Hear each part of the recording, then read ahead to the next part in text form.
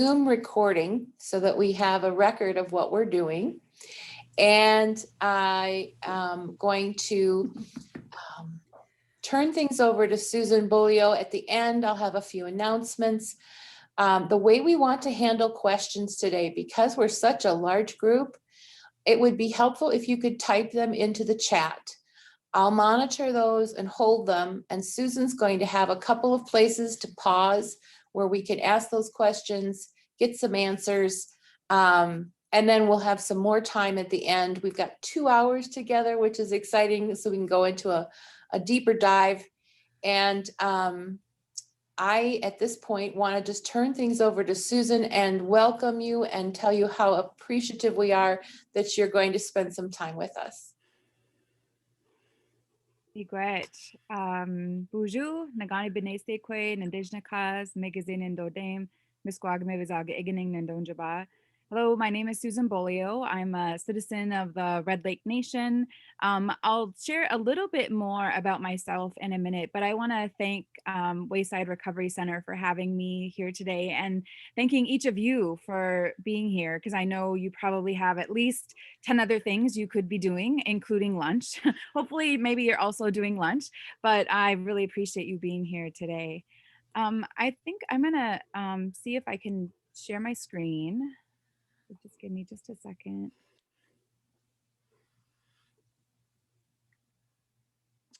Totally want to see it. Okay, can everyone see this? Looking good. Okay, and you can hear me well? Yes. Okay, if at any point, because my hotspot's been a little finicky today, so if at any point I freeze or you can't hear me, if you could just let me know, pop on and let me know, that would be much appreciated. So, miigwech. Well, I was asked today to come and share a little bit about what I know of weaving the understanding of adverse childhood experiences, or ACEs, historical trauma, and resilience for healing in tribal communities. And I'm a tribal community facilitator. I work for the University of Minnesota Extension under Family Resiliency. I'm part of the American Indian Resource and Resiliency team. We have a grant through SAMHSA. And so we've been working with the Boys Fort and Mille Lacs nations, Mille Lacs Band of Ojibwe, for the last yesterday was 2 years. Wow, January 22nd. Yeah, so 2 years now. So we'll go ahead and get started because I really want to be able to leave some time for questions and discussion. And I know you all carry a lot of wisdom as well. And so having such a great community here to be able to share wisdom I'm really looking forward to that at the end. So I like to start pretty much all of my presentations with a practice that I do a lot. I was trained in the Center for Mind Body Medicine. They have a curriculum, and I use that at working with people in recovery, and then also people not in recovery, but primarily right now people in recovery. And this soft belly breathing is a really simple tool and practice that I literally use every single day, often multiple times a day. It's accessible anytime, any place, when you're driving, when you're cooking, when you're working, or you can sit quietly like we're going to do for just a couple minutes and really be able to focus on it. But I'll share a little bit of why this practice is so powerful, is because there's a nerve called the vagal nerve that runs from the base of the brain, around the heart, and around the stomach. So when we can let me step back for a second. So typically when we're breathing, we tend to sort of breathe in our chest, and especially if we're stressed out or anxious. So just think for a minute about maybe the last time you were stressed out or anxious, might even be now, but we tend to breathe sort of shallow and in our chest. So if we can bring that breath deep into the diaphragm, it activates that vagal nerve, which then sends the message back to the brain that we're physically safe. Because if you were running for your life or you were fighting for your life, you would not be able to take that deep breath and then that slow exhale. So the fact that you can means that you're safe. So if you would, I would invite you to just get into a comfortable position. If closing your eyes feels good, you can close your eyes. Otherwise, just having a soft gaze down at the floor or table or whatever's in front of you, just to minimize any distractions around you. I like to start with a nice grounding breath, a big inhale in through the nose. Exhaling slowly out through the mouth. And as you continue breathing at whatever pace is comfortable for you,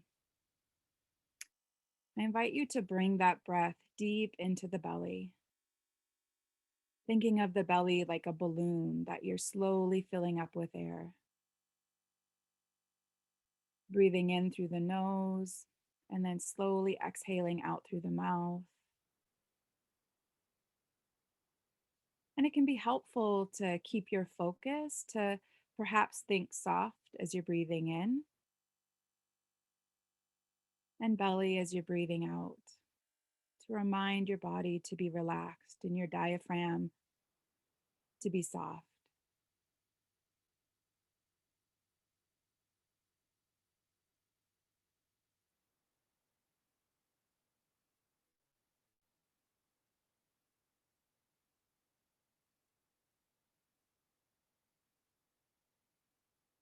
And if you notice your mind wandering, that is perfectly normal. The mind is used to sort of having free reign to go where and when it wants. But as soon as you notice that wandering, just gently bring your focus and attention back to your breath. Thinking soft as you breathe in through the nose and belly as you breathe out through the mouth.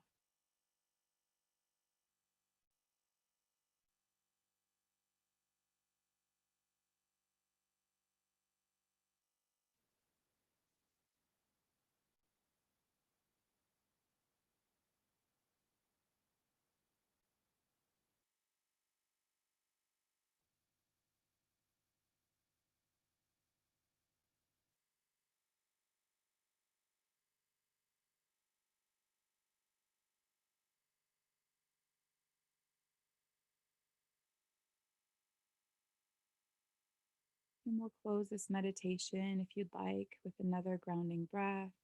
Nice big inhale in through the nose. Slow exhale out through the mouth.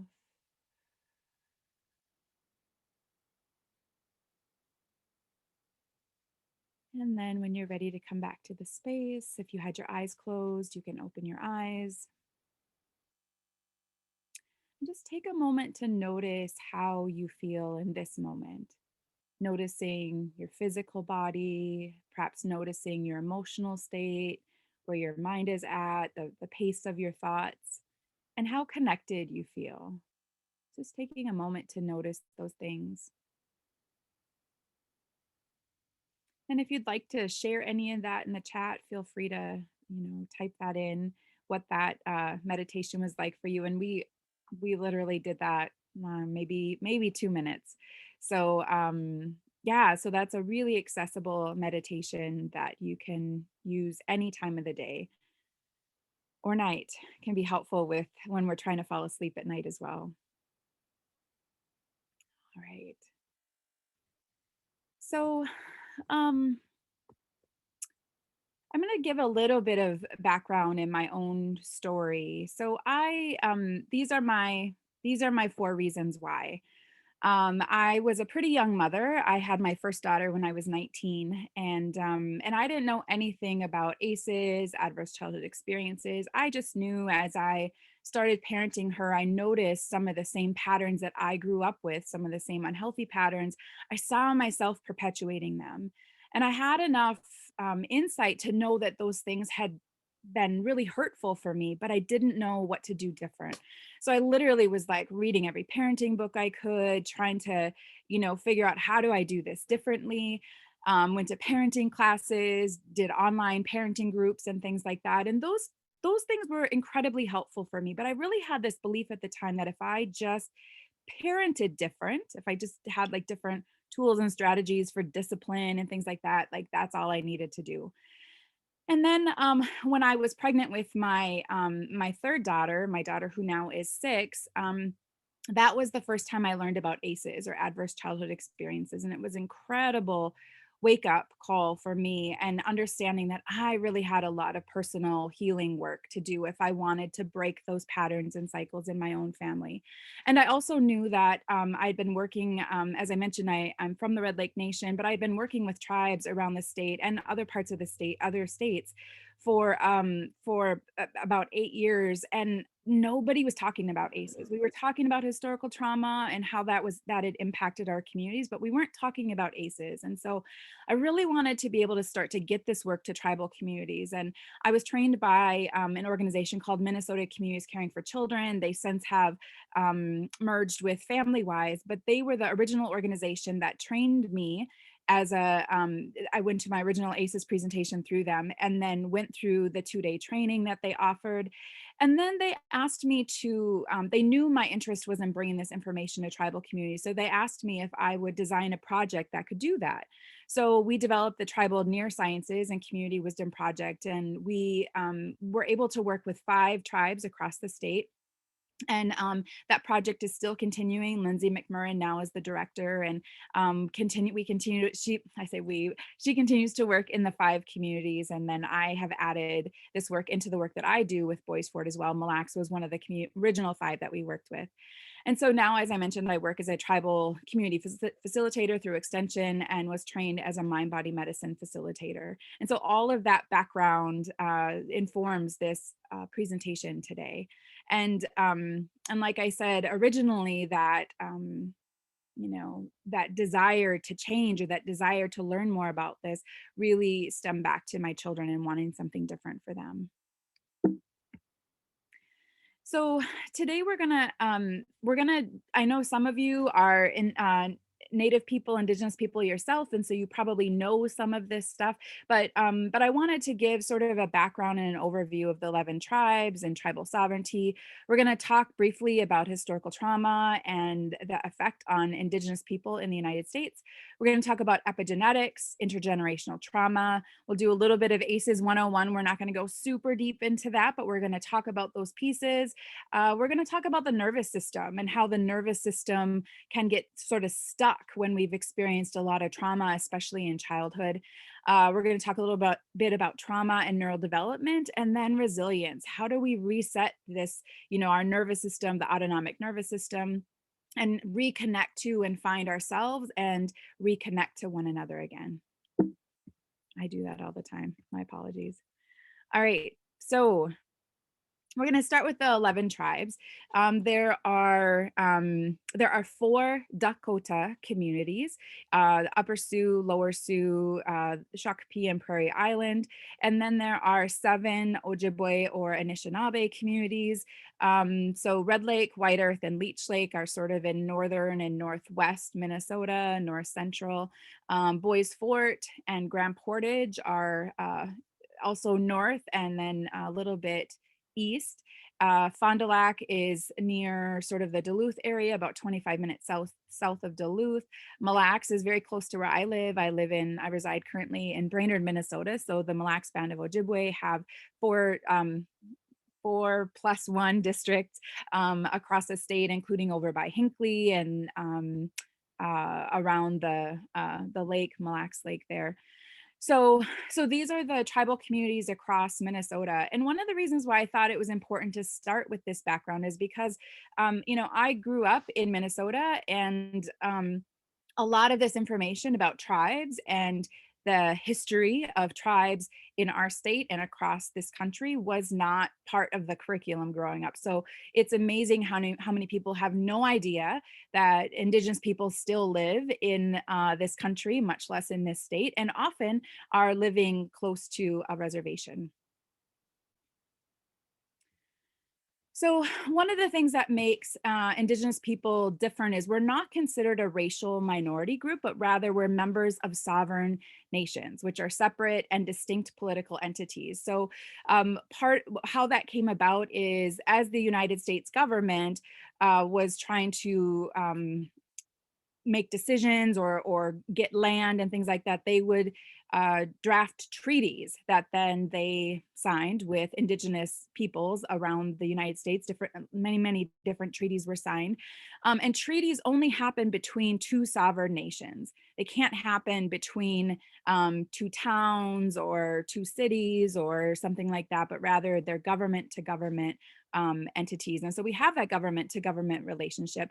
So as a Red Lake citizen, I have a citizenship as a Red Lake member, but then also United States citizen. And our tribal nations have formal tribal government leadership structures and protocols.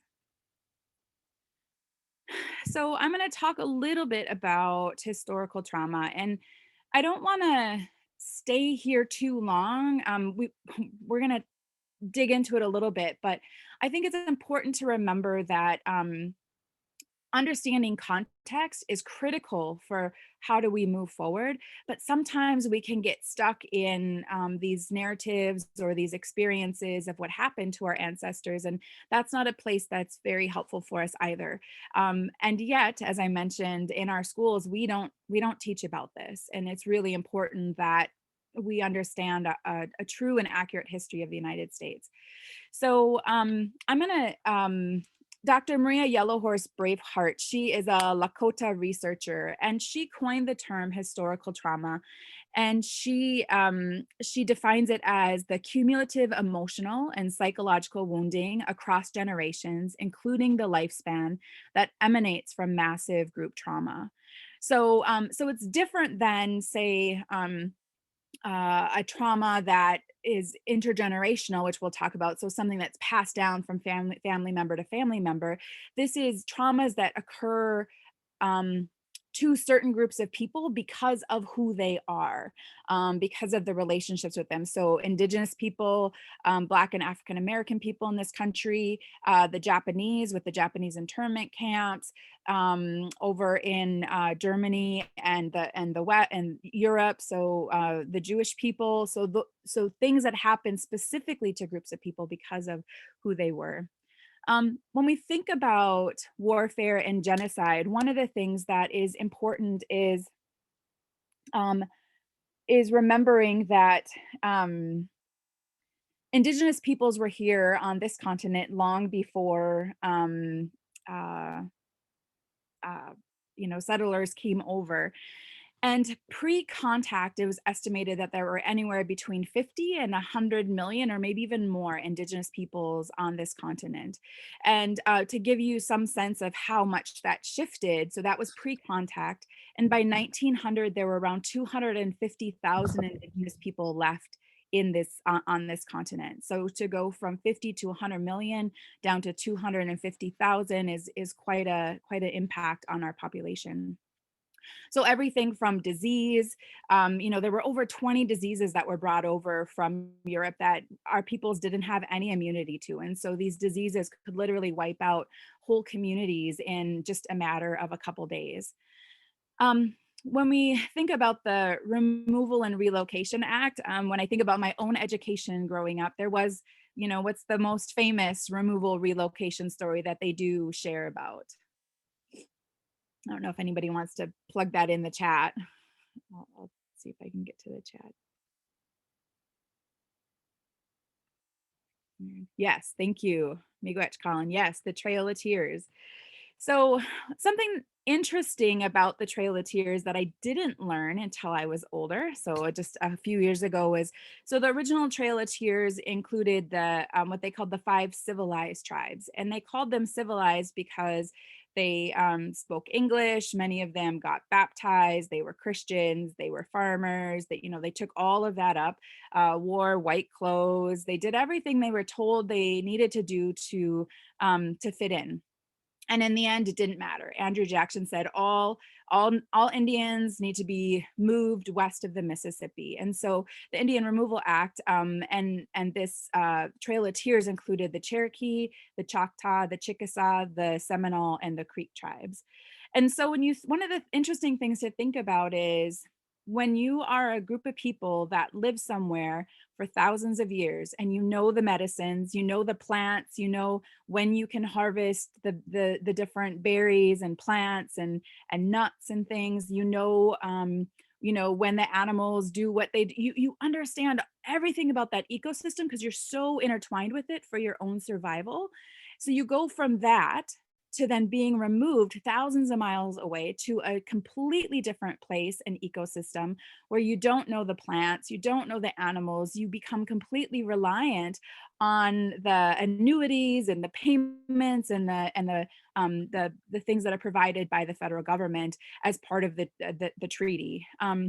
And so that's something that I think a lot of times we don't think about in relocation, is how relocating people thousands of miles away made it difficult for them to continue to be self-sufficient, which was very intentional. That was intentional.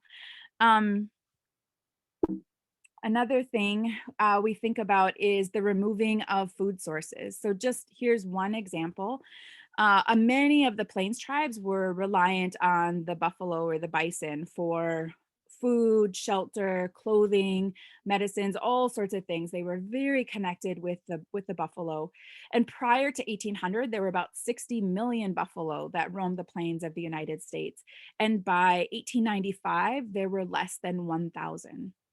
So the federal government knew they were having a hard time forcing a lot of the Plains tribes onto the reservations. And so they knew if they could get rid of the food source that they relied on, that then the tribes would, the native people would surrender and would agree to go onto reservations so that they could have food and shelter and clothing. Um, Another thing is the conditions on the reservation. So once we got to the reservations, the conditions were not fantastic. I think about as Anishinaabe people, we traveled to different parts of the sort of our geography for different camps: berry camp, ricing camp, sugar bush camp, our summer camps, all of those things. So we were constantly moving, and also not taking too much in one area. That was important. So like the Anishinaabe people, we were in parts of Michigan and Wisconsin and Minnesota and North Dakota and Canada, so really spread out.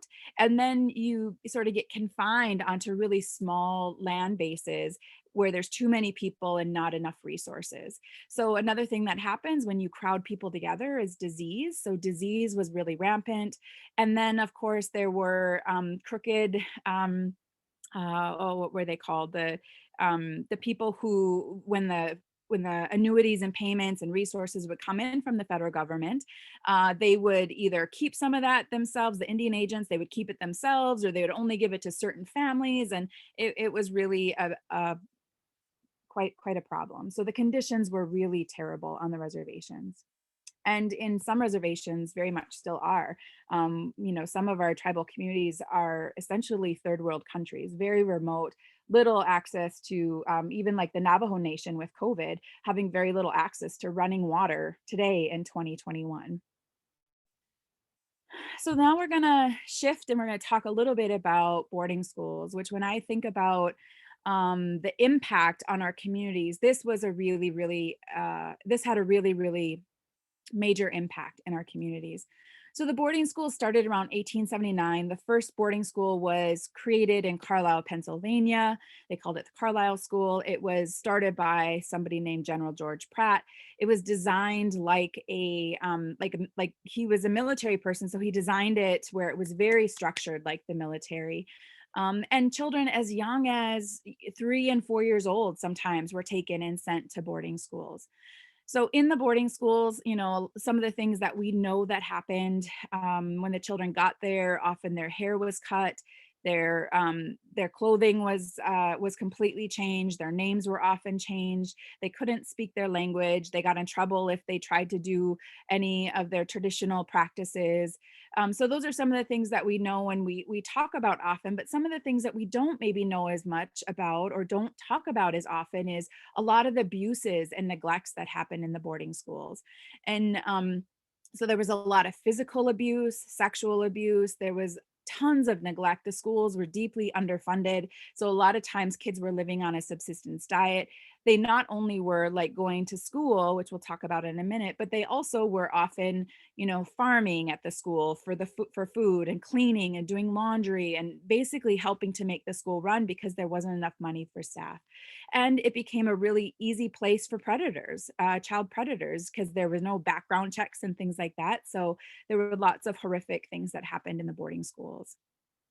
And when I think about, at least as an Anishinaabe, I know like our family structures were not just like a nuclear family. It wasn't just moms and dads and siblings, but aunties and uncles were considered like parents and cousins were like siblings. And so you had these extensive extended family networks that when the children were removed really severely disrupted the social fabric and the way that we raised our children and those values and passing on, which what again was very intentional.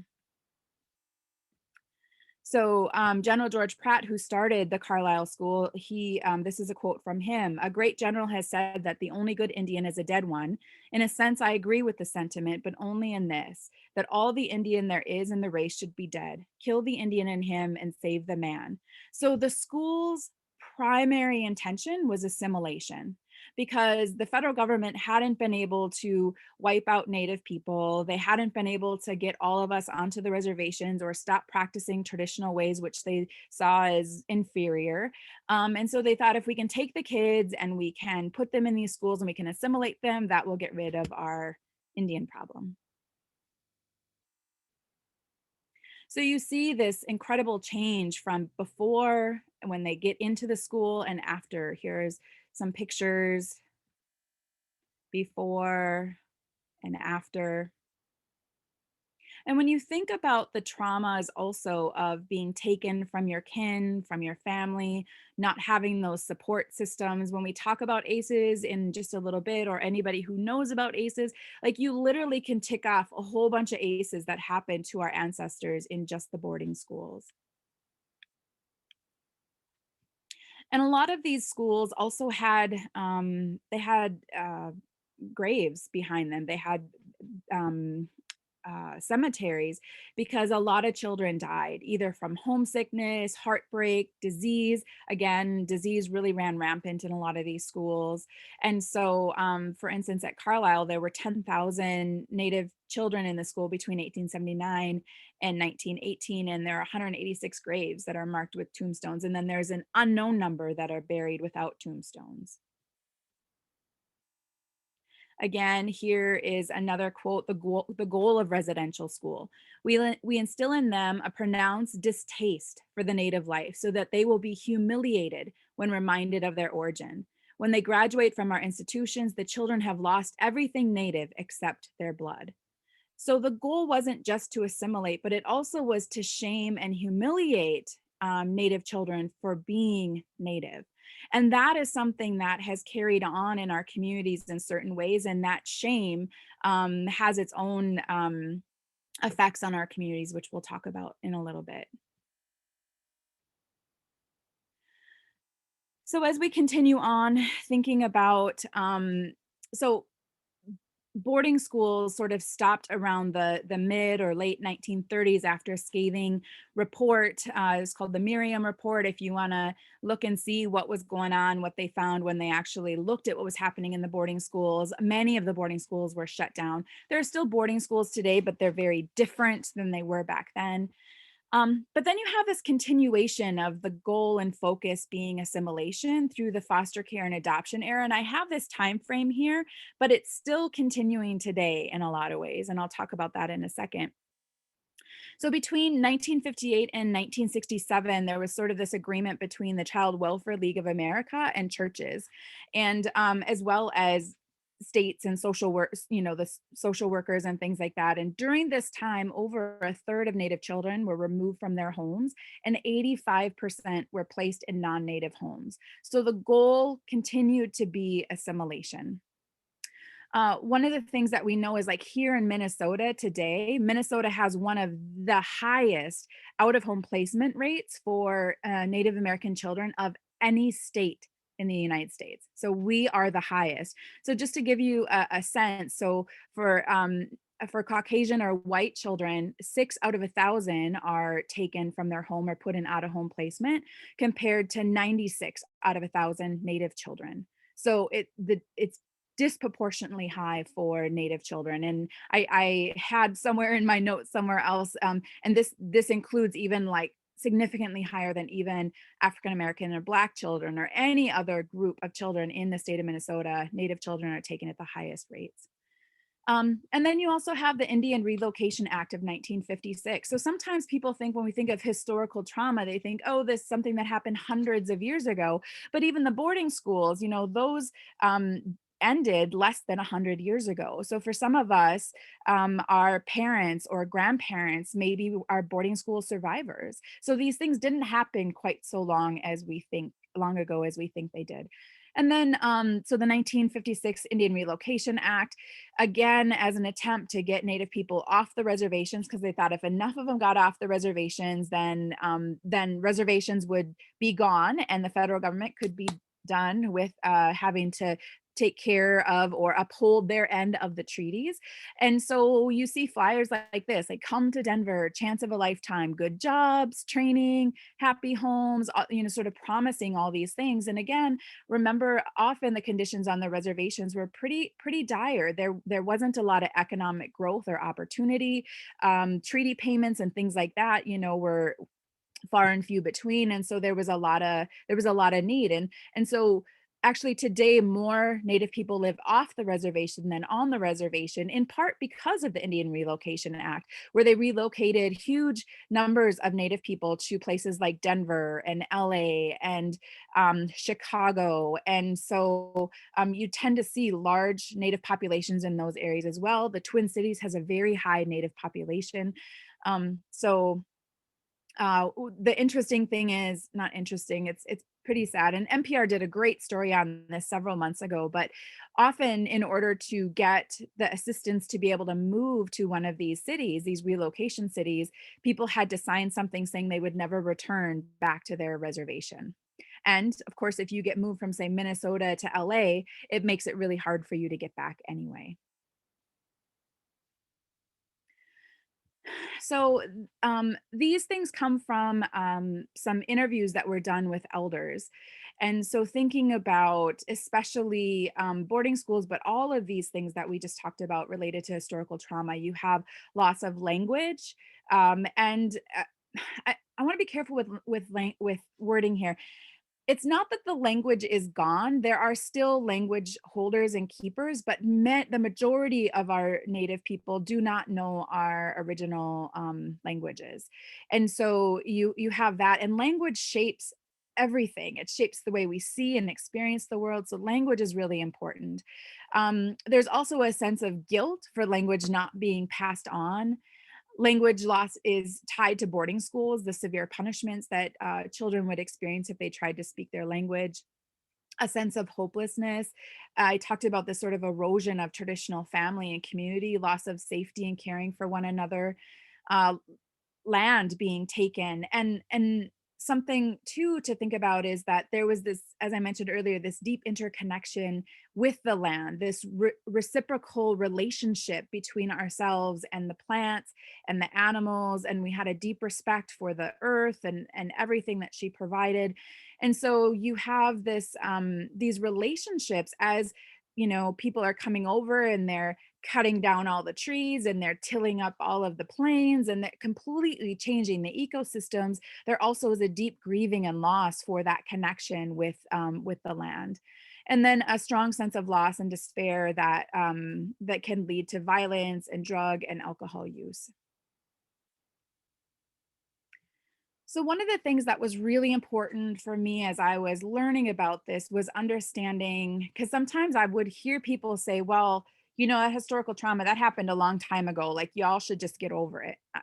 I'm sure there are other people on this call that have heard that as well. And it really just sort of blew my mind. First of all, remember, it's not even been 100 years ago for some of these things, but also that somehow we should just be able to get over these incredible traumas. But what epigenetics and the science of epigenetics shows us is that these traumas can get passed on through the generations. And as Anishinaabe people, we had a term for it. We called it blood memory. We understood, and this was a while ago, we understood there was this passing on of things through our blood that would go on to the next generations.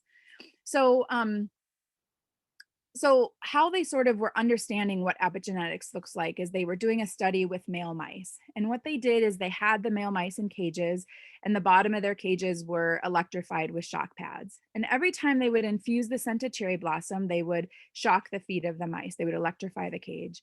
And so we know, basic psychology, an association was made between the smell and the pain. So once that association was well established, they took that first generation of male mice, they bred them to females, the females grew up, they bred them to females, the females had pups, the pups grew up, and once they were fully grown, they didn't do anything to them while they were growing up, but once they were fully grown, they did just the scent of cherry blossom, and the mice went scurrying to the corner of their cages, shaking, trying to get out. They were terrified. They had a severe stress response. They took the second generation, they bred them to females, females had pups, pups grew up, scented cherry blossom, same huge stress response. And in fact, in that third generation, there were more smell receptors in their nose and neurons in their brain to be able to pick that up. So there also were physical changes and changes within the brain. So, so that's one of the ways that we're starting to understand how the experiences of our ancestors can get passed down through the generations. And often when I do this presentation, I ask like, so why do you think that is? Why do you think epigenetics exists? And when in doubt, when I'm presenting, the answer to the question is survival. So that first generation can't necessarily tell the second or third generation, like, hey, be careful for X, Y, or Z, but they're able to pass that down through their DNA. And it doesn't change the DNA as much as what it does is it basically, it's like little post-it notes on these genetic on the genes. They call them genetic markers that turn on or turn off certain genetic code. So the other important thing to remember though is that it's not just the trauma of our ancestors that gets passed on, it's also the strength and the resilience of our ancestors, because remember, the purpose is survival. So that strength and resilience also helps us to survive. And so when we think about, there's that epigenetic piece of how it can continue on through communities and families. And then there's also just the intergenerational piece that if I grew up, let's say, so my grandparents were both in boarding schools and experienced all of that. In addition, my grandpa was a World War II vet, suffered from PTSD, but they didn't call it that back then, didn't have any treatment. So my grandparents were very closed down emotionally. They had a hard time being able to connect to themselves emotionally because of their own trauma.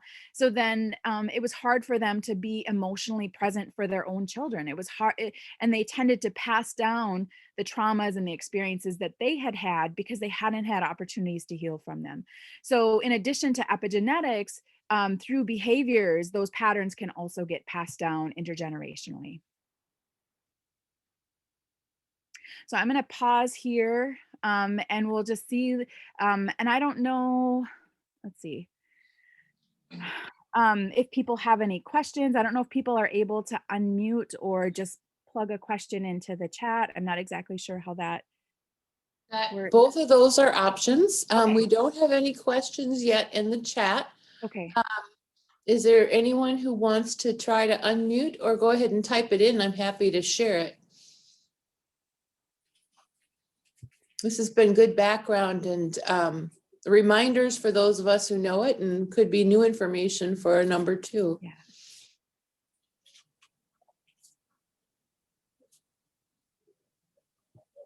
Not seeing anything. Think you can go ahead. Okay. All right.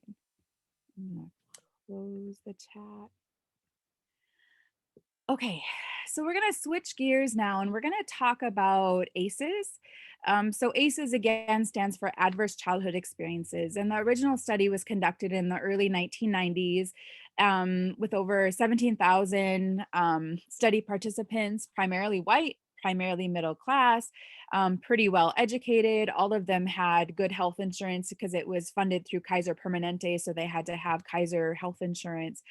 And one of the things that they found is that ACEs are incredibly common. And sometimes when people hear who the study participants were, they're like, oh, well, those are white people, so that doesn't apply to us as Native people. But the reality is that a lot of times people will think, oh, ACEs happen in those groups, but they don't tend to think of them happening in maybe like I said, like white, middle class, well-educated people. But ACEs are highly, they are across all groups and socioeconomic demographics. So they're very common across. These are the original 10 ACEs that they looked at, and they fall under these 3 different categories. So the first one is abuse, thinking about things like physical abuse, sexual abuse, and emotional abuse. And emotional abuse can sort of be a hard one to understand, because if it's something that we grew up with and that was our normal, we don't necessarily know that that's what we experienced. But emotional abuse might be something like, quit your crying, or I'll give you something to cry about. And then if you don't quit your crying, they do give you something to cry about. It might be like belittling your feelings or emotions, those types of things. Under neglect, we have physical neglect, and then we have emotional neglect. And again, that emotional neglect one is tricky. Like, well, what's emotional neglect? So if I'm a child and I experience something that's really difficult, maybe I had a fight with my friend, and I come home and I tell my parents, and they just sort of ignore me or blow it off or say, oh, it's not a big deal, you'll find a new friend. They're not helping me navigate and work through those emotions, and I'm learning that I have to shut those emotions down because they're not important to other people. So my emotional health and well-being is neglected. And then there's also household dysfunction. That's a third area. So under that can fall mental illness of a family member, especially a primary caregiver, incarceration of a relative, substance use issues by people in the household, domestic violence, and divorce, but divorce and separation. But that piece really speaks to all of the chaos and fighting that often happens when a couple is not getting along. So it's not necessarily the divorce and separation itself as much as it's all of that, the toxic fighting and stuff that happens between the adults. That's what creates the toxic environment for the child. So many of you have probably seen, this is the original ACE pyramid. I've since seen underneath adverse childhood experiences is historical trauma and intergenerational adversity. So those are some things that often drive ACEs, like we just talked about with our Indigenous communities, how that historical trauma now has led to, let's just step back here a second. When you think about physical abuse, emotional abuse, sexual abuse, physical and emotional neglect, all of those things were things that were experienced by our ancestors in boarding schools. And prior to boarding schools, these things were incredibly rare because our children were seen and related to, they were seen as spiritual beings, and they were related to as such. They were treated as such. So these things did not tend to exist in our communities prior to boarding schools.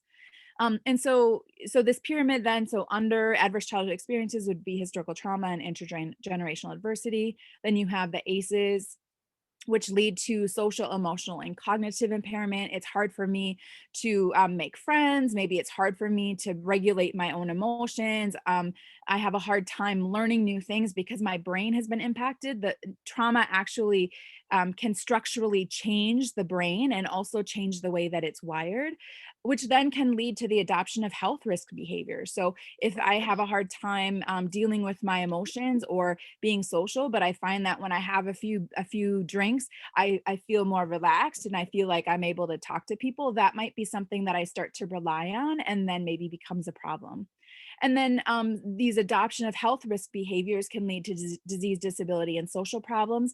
And then that can lead to early death. So in the ACEs study, what they found is that individuals who have 6 or more ACEs, if they haven't had opportunities to heal from that trauma, on average, their lifespan is 20 years shorter than someone who has an ACE score of 0. So this has a real effect on lifespan and life quality of life.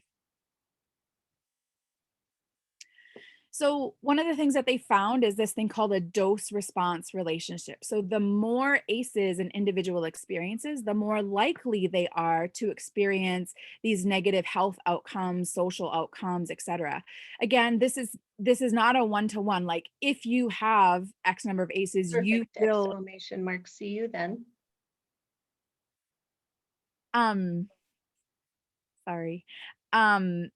If so it's not a one-to-one. If you have X number of ACEs, you will experience X, Y, or Z. It's just that you are significantly more likely to experience these things. There's a lot of variation. There's also things that can be positive things that young people who also experienced ACEs experience that help offset or mitigate those ACEs for them.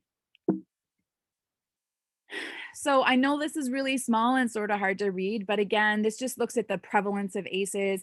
Of the original 17,000 study participants, 26% had one ACE, 16% had two ACEs, 9.5 had three ACEs, 12.4% had four or more ACEs, and 36% said they didn't have any ACEs. And then you can see sort of the breakdown of what's the most common ACE, and the most common ACE in the original study group was physical abuse. And the least common at the time was incarceration of a household member. So here are just a few examples of what they call ACE attributable problems, or problems that can result from ACEs. So behavioral things like lack of physical activity, smoking, alcohol and drug use, missing work, having a hard time getting to work, keeping a job. There's also physical and mental health impacts. So severe obesity, diabetes, depression, suicide attempts, STDs, heart disease, cancer, stroke, COPD, broken bones, intimate partner violence. There's a whole list of ACE attributable problems. So unresolved trauma and social outcomes. So when we think about ACEs and when someone's experienced a lot of ACEs, again, if they haven't had an opportunity to heal from that, it can lead to those health and social problems. So in one study, they found that there was an 80% correlation between trauma and addiction. Often we think of certain things as like the problem. So maybe overeating is the problem, or smoking or drug use or drinking is the problem. But oftentimes those things are people's coping mechanisms to deal with the trauma. And so if we can start to understand and sort of tease apart these the behaviors from the trauma themselves, that can be incredibly helpful. 2/3 of those in recovery for addiction have experienced at least one or more ACEs. And research evidence suggests consistently that there are elevated rates of trauma among incarcerated individuals, including children. So 75 to 93% of incarcerated children have one or more ACEs.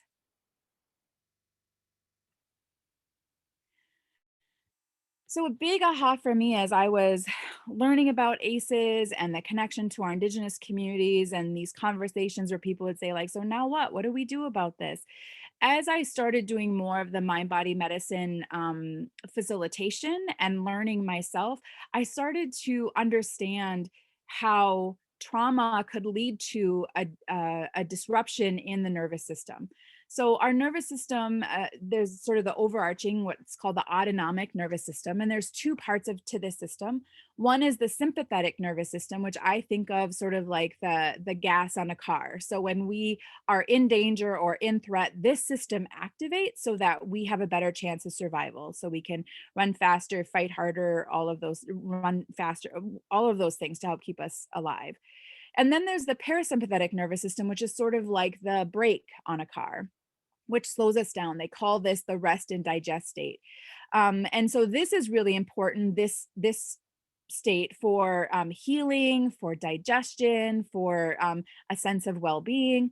But interestingly, sometimes, and we'll get into it in a second, but sometimes our nervous system can be such that we're actually doing both at the same time, because our parasympathetic nervous system can also be activated through the stress response. And we'll talk about that in a moment. So these are probably pretty familiar to people when we talk about the stress response. We know there's a fight response, there's a flee response, there's a freeze response, and then there's this faint response.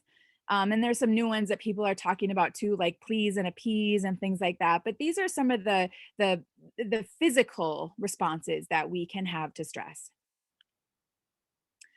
So when we think about that fight or flight response, that's that sympathetic nervous system kicking in. And when that kicks in, we get a rush of adrenaline. That rush of adrenaline, our heart starts beating faster, the blood is pumping faster in order for us to fight harder, run faster, all of those things. So more blood and oxygen is going to the large muscle groups.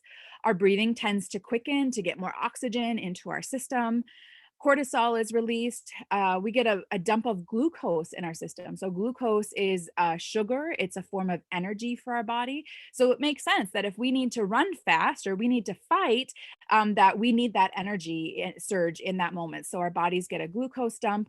Our digestion shuts down. If you are running or fighting for your life, digesting your last meal is not a priority for the body. So it literally shuts down digestion, and the energy that would have went to digest your food goes to other parts of your body for survival.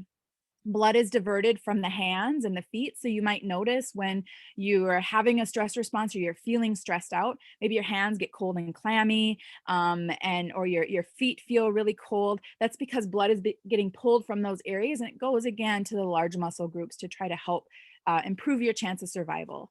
And then another thing that happens is we tend to get an immune system bump. So the body is anticipating that we're going to be injured in whatever this threat response is. And so it activates the immune system to be able to help us fight off any sort of infection we might get from, from a I don't know, a dirty knife or something like that, right? So, or a bite from an animal. So it helps us to be able to fight off that infection. Those are all good things and important things that are essential when we literally are fighting or trying to flee for our lives. The problem comes in when that sympathetic nervous system is stuck in on, that constant, the heart having to work harder, going through the large muscle groups, that then can lead to things like high blood pressure, stroke, and heart attack. That constant glucose dump into the body can lead to type 2 diabetes, inflammation, and autoimmune disorders. So again, initially the immune system is sort of like on to be able to help us, but over time that can lead to autoimmune disorders and all sorts of inflammatory conditions. And then remember, because your digestive system shuts down, you can end up with digestive issues, so Crohn's or irritable bowel or all those different things. So another response that we can have is that freeze and that faint response. And so when we have that freeze or faint response, a lot of times the sensory information that's coming in from our eyes, our nose, our ears, what we feel, all of that thing, all of those, it doesn't go into the brain, and it isn't processed in the same way as it is when we are not in that state. So it can be really hard for us to have memories if we tend to dissociate. And obviously, if we faint, it's really hard to have memories. But so our sensory input sort of goes awry. We start to emotionally numb and shut down. So our blood pressure actually decreases, our heart rate decreases. If it decreases too quickly, we can get dizzy and lightheaded. Again, too quickly, our blood pressure dropping, that can be what also leads to that faint response. So, so if you are in a situation that you can't get out of, this response might actually be helpful for either for you to survive or to not maybe experience the trauma of that to the degree that you would if you were completely present for it. But living in this way, for most of your life over time leads to additional issues. So things like dissociative disorders, disconnection from the body, disconnection from emotions. And when we think about specifically in our Indigenous communities, there were generations that went through the boarding school. So multiple generations. So you have like trauma upon trauma upon trauma of children who had nobody to help them mitigate what was happening to them. And so one of their primary coping strategies was to disconnect from their emotions. That was a survival mechanism. But what we found is that over time, through the generations now, that's led to additional problems. So when we think about the human nervous system, I maybe in my next life, maybe I'll be a neuroscientist. I think the brain and the nervous system is incredibly interesting. But we have the brain, we have the spinal cord, we have all the nerves and nerve endings that run throughout our entire body, all the way down to the tips of our fingers. It's what allows us to feel hot and cold and feel everything that we smell, that we see, that we hear, that we taste, that we touch. All of those things comes in through our nervous system. And so as it's coming in through the senses, it comes in through the spinal cord, up the base of the brain, and then up to the front of the brain, which is the prefrontal cortex. We'll talk about that in a minute. But the nervous system's primary job is survival. It's to keep us alive. And the brain is wired through our experiences. So this just shows a little bit of like what's called neural connections or synaptic density. So how connected are the neurons in the brain? At birth, you can see there aren't a whole lot of connection because in utero, even though the babies experience some things, there's a lot that they haven't experienced yet. And so there's not a lot of sensory input. So there's a few connections there, the ones that are important, that they know how to breathe, they know how to swallow, all of those things to be able to survive. But then you can see from birth to 7 years of age, the neural connections just explode. They call this branching. Think of like a tree, tree limbs branching out. These neurons are making new connections all the time. And one of the things I heard is that from 0 to 3, every second, the brain is making 1 million neural connections. So many of the things we take for granted, how we notice the light coming in, or colors or shapes or auditory things, those are all things the brain has to learn how to process and make sense of. So the brain is making a ton of neural connections in the first 3 years of life, and through 7 years of age. One of the things that's important is you might be able to see there are some connections that are really robust. They're deep. So those are the experiences that happen over and over and over again. We're going to do just a quick activity to sort of illustrate what that looks like. So if you have your arms crossed, if you would please uncross them. Otherwise, you can go ahead and everyone cross your arms and notice what arm is on top, your right arm or your left arm. And then we'll shake it out and then cross it so the other arm is on top, the opposite arm. I'm curious, what do you notice? What do you notice when you try to cross them the other way?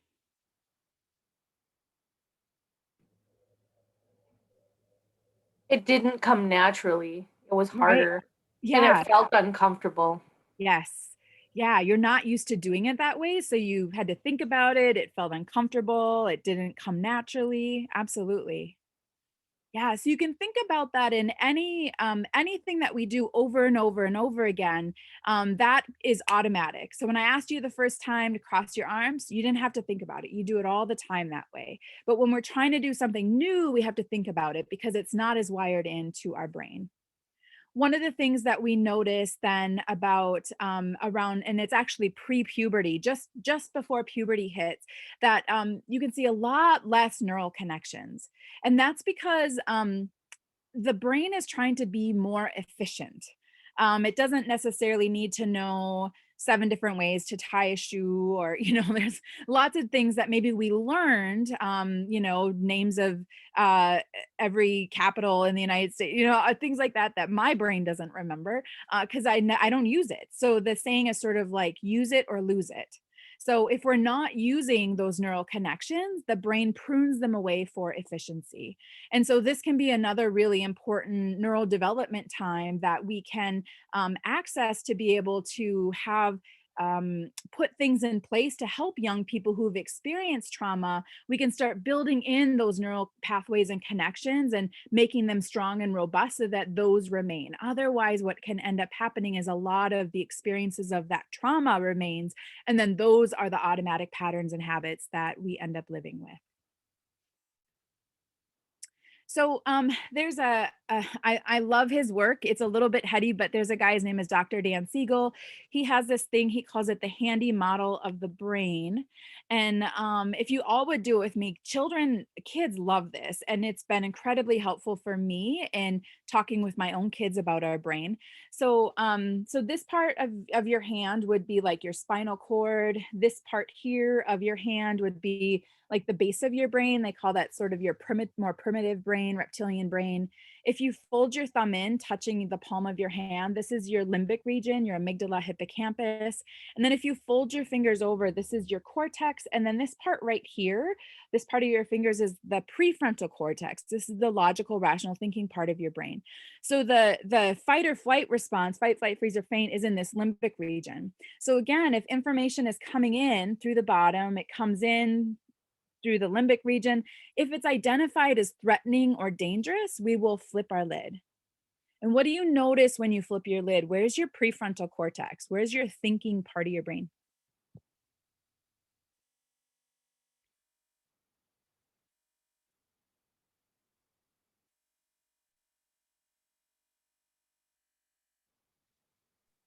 See somebody. It's the furthest away. Yeah, yeah. Thanks, Rick. It's no longer communicating with the rest of the brain. It is offline, basically. And the part of the brain that, I mean, it doesn't literally like flip up out of your head, but it goes offline. And then this is the part that is in charge, is the fight or flight, fight, flight, freeze, or faint response. So recognizing this, and this can be anything from even just thinking about something that's stressful that hasn't even happened yet, we can have this stress response. And when we have the stress response in the brain, it follows that we end up with that whole cascade of stress responses in the body that we talked about, where your heart rate is increasing, where your blood pressure goes up or down, depending on if you're dissociating or if you're in that fight or flight. So understanding this can be really helpful, because if we don't have our logical thinking brain on, now is not the time to talk to somebody about something.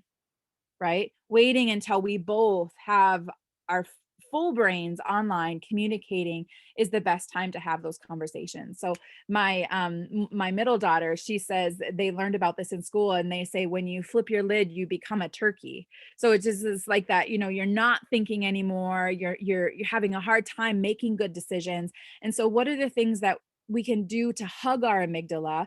Remember, this is our amygdala here. Hug our amygdala and bring our prefrontal cortex back online.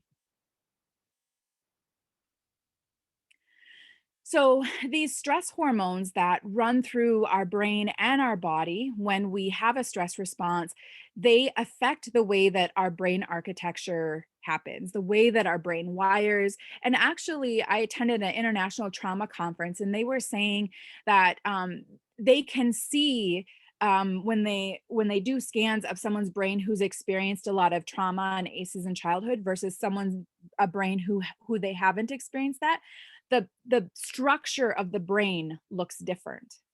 So they can tell just by scanning the brain whether someone has experienced a lot of trauma in childhood or not, because the structure of the brain changes.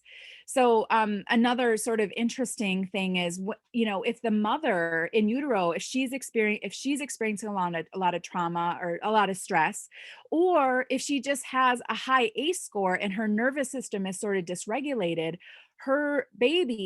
that baby's brain gets wired to live in a stressful world. And so more of the neurons stay in the bottom part of the brain for the fight or flight response, as opposed to coming up to the prefrontal cortex, versus a baby whose mom hasn't experienced a lot of ACEs and trauma and isn't under a lot of stress. More of their neurons go into the prefrontal cortex for future wiring and connection for executive function. So stress hormones play a really important role in how the brain it connects itself, as well as how it affects our babies and the brain architecture for them. Something that I found really fascinating, I was at a conference, and this was a little while ago, but the researcher was talking about how they were studying pain. And often we think of sort of physical pain as being valid and emotional pain not so much, right? Like if you break your arm, you're probably going to get some pain medication. But we don't tend to see emotional pain in the same way. However, our brain doesn't differentiate between the type of pain. It just recognizes that it's pain. So in these studies, if someone was experiencing emotional pain, if they gave them ibuprofen or Tylenol, they felt better.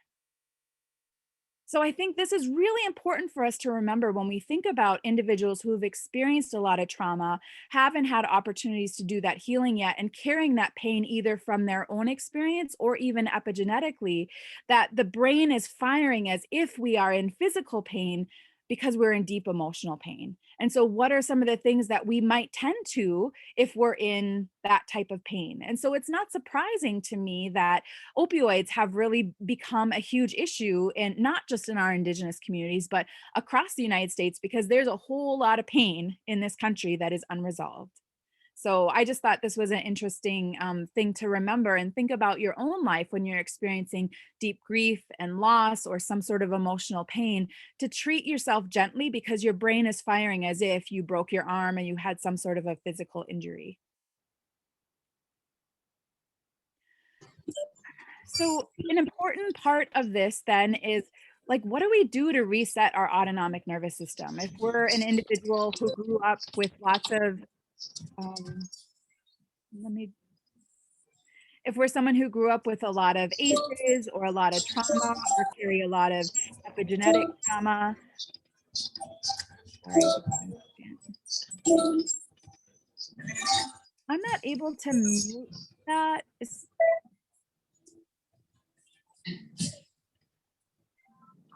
Hmm. Okay, sorry. I get distracted very easily. So what are the things that we can do to reset our autonomic nervous system, so that our system isn't sort of stuck in that fight or flight response, or that dissociative checking out response? And how do we create new pathways for thriving? On my list. So there's a guy, his name is Dr. Bruce Perry, and he's done a lot of work with children who've experienced lots of trauma. And these are some tools that he shares that can be really helpful for regulating and organizing the brain. And the ones that are sort of on the left-hand side, I sort of put them there and put them in red, because in our indigenous communities, these were very much practices that we had in place. They are indigenous practices. They're things that we did, but some of them are also practices that, and I don't know how many of you know, up until 1978, it was illegal. You could be thrown in prison, and people were thrown in prison for practicing indigenous ceremonies. So a lot of these practices and these things that helped us to be able to heal and move through the grief and loss were also things that were taken from us. And it was difficult for us to be able to have those in place for that larger individual and collective healing. So things like drumming, rhythm is really powerful. And one of the reasons why it's so, and it's interesting because in the indigenous culture, when it relates to powwows and the drum, we call that the heartbeat of Mother Earth. And drumming is really powerful for us, that rhythm, because in utero, we are constantly hearing our mom's heartbeat. And we're also constantly hearing the whoosh, whoosh, whoosh of the blood as it's coursing through her body. So that rhythm and that pattern, because in utero, we're not hungry, we're not tired, we have all of our needs met, that rhythm and that pattern gets wired in with a sense of calm and having everything that we need, being safe. So that's part of why that is so powerful for regulating the bottom parts of our brain. Swaying is another one. So when we think about in utero, the baby's sort of swimming around in this fluid, and as the mom is out and about, walking around and moving all day, the baby's in there swaying in the amniotic fluid. And anyone who's ever carried a baby inside of them knows, the moment you lay down to try to get sleep yourself, what does the baby do?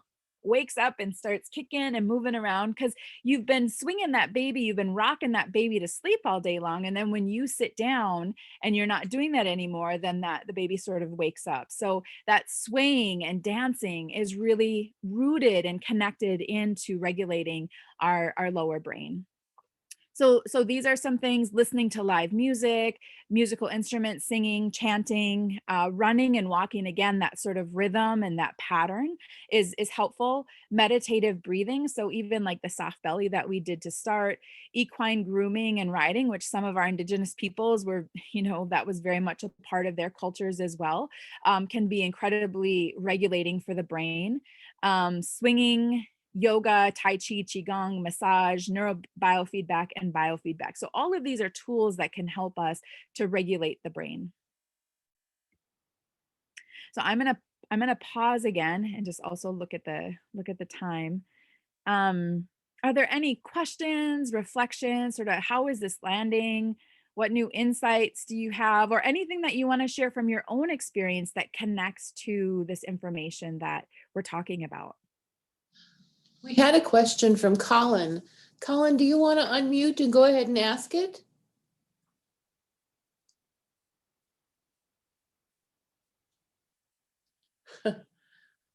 Maybe not. Well, Meg has her hand up. Meg, go ahead, unmute and ask your question. Yeah, I gotta be patient with me here, but so from a long line of abuse, and I've carried that down. I was quite old before I realized what I was doing or whatever and getting help. And what seemed to happen as with my kids and even with my grandkids is that I was practicing a kind of parenting that I understood as far as, you said, I'm gonna,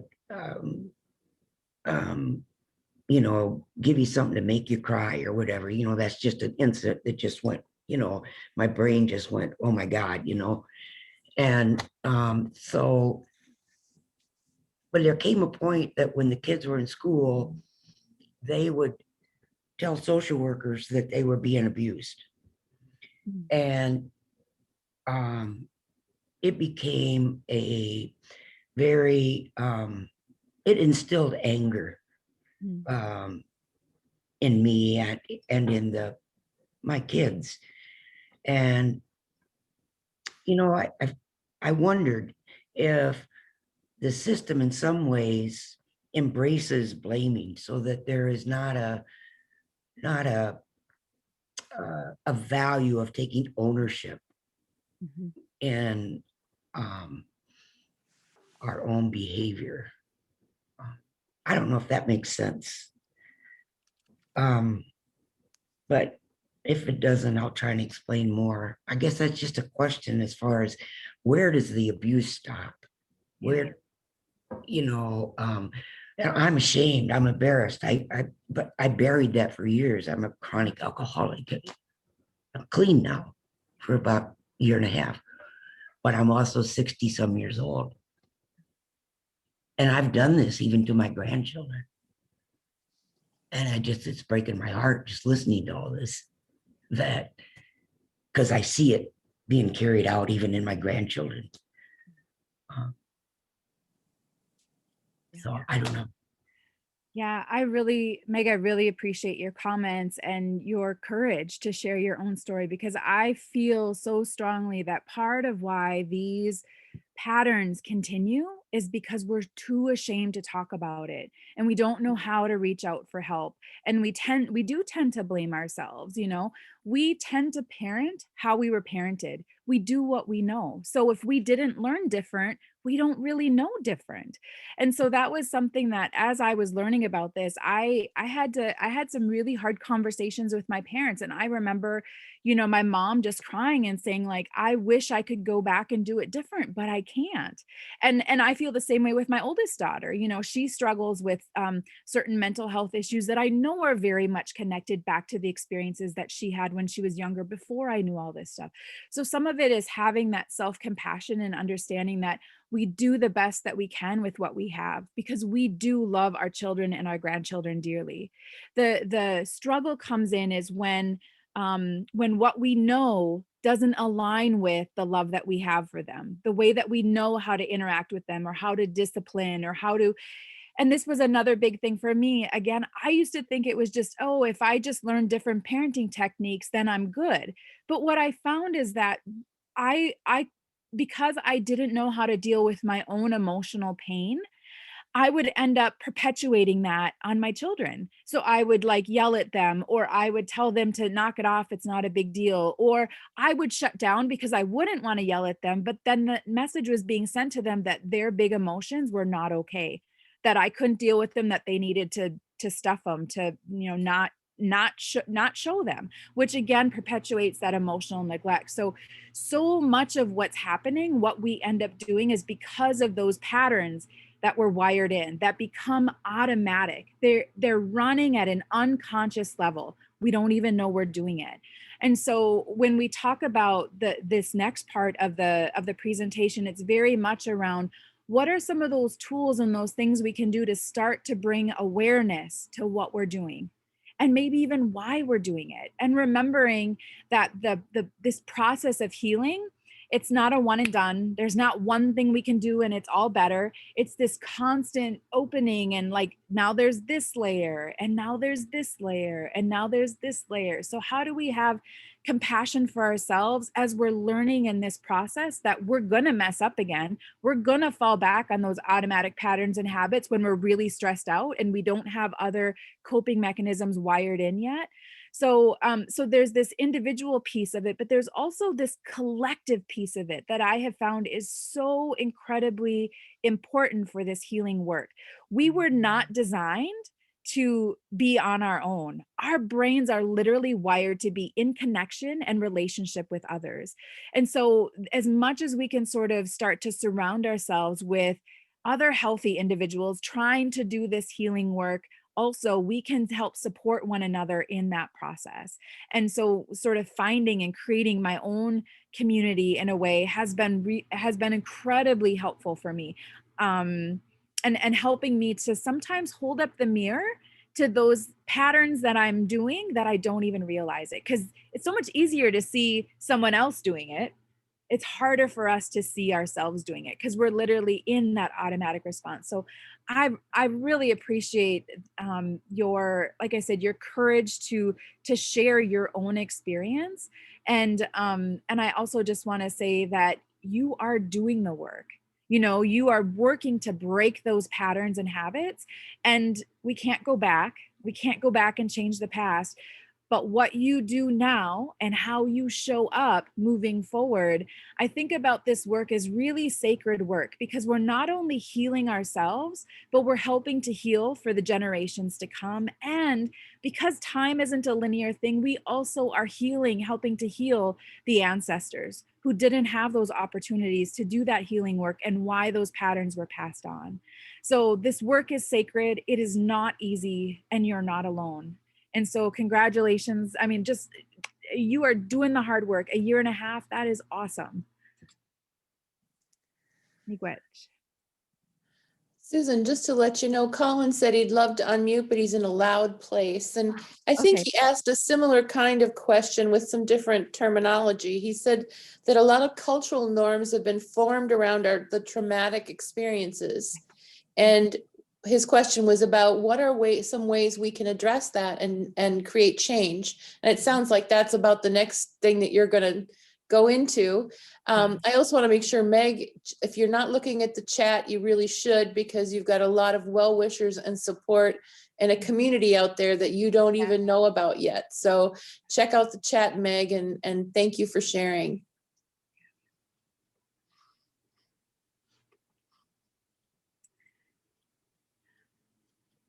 I think we're done with questions.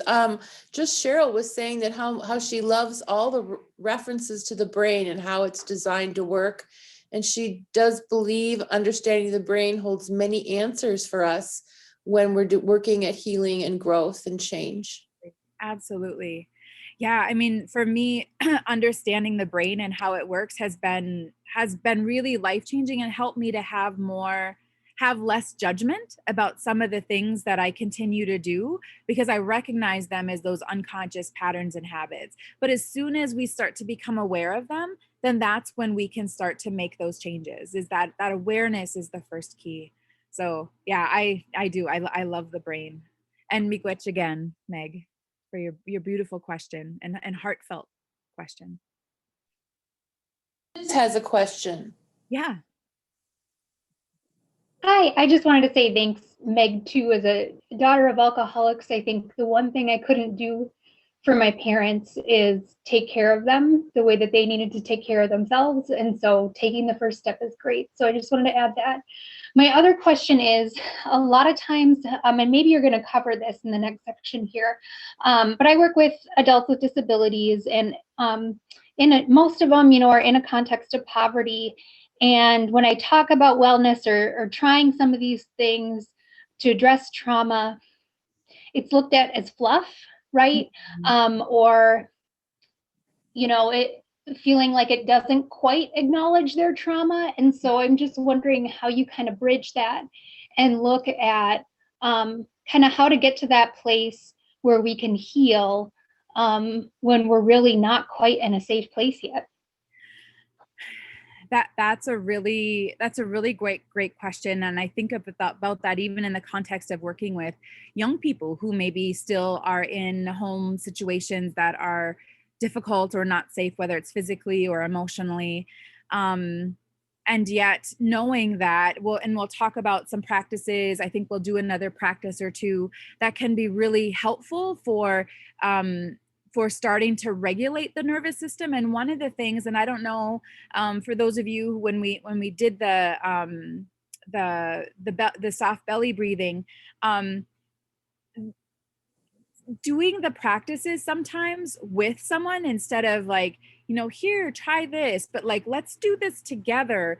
When people have an experience of a practice, it makes it a lot more likely that they will continue it outside of that relationship. And the mind body medicine groups that I run, and there are many other things that people can do, but that component of community, have like creating this safe bubble, at least for the next 2 hours, right? Because our groups tend to run 2 hours.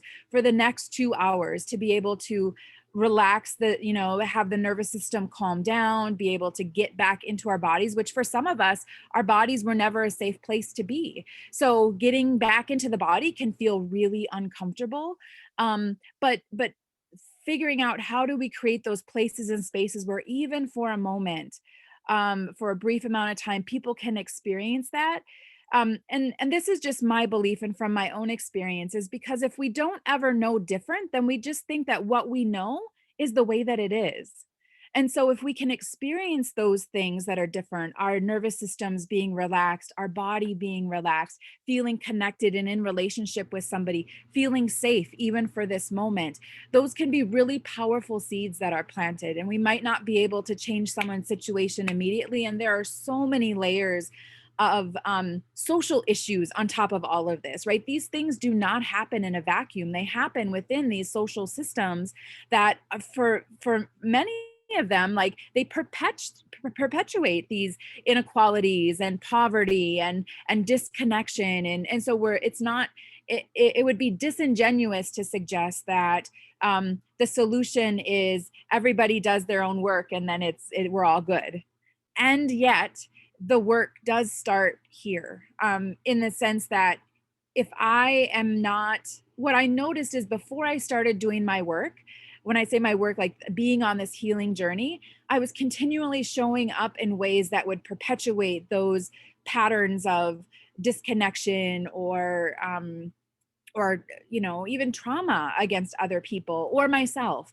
And so doing that work helps me to show up differently. It helps me to see things differently and experiencing them differently, to put on a new and a different lens. And so I think it's a both end. And I think this is something that we're trying to figure out. And for our Indigenous communities, there's so much wisdom in the practices that we had, and so much of it is about bringing that back. Sometimes, and there's a lot of people in certain communities where, this meditation and whatever else seems like fluff, but as the science is coming out and you start to see and understand how all these systems are connected, how thoughts can affect emotions, can affect the physical body, can affect our spiritual, how we feel connected to ourselves or others.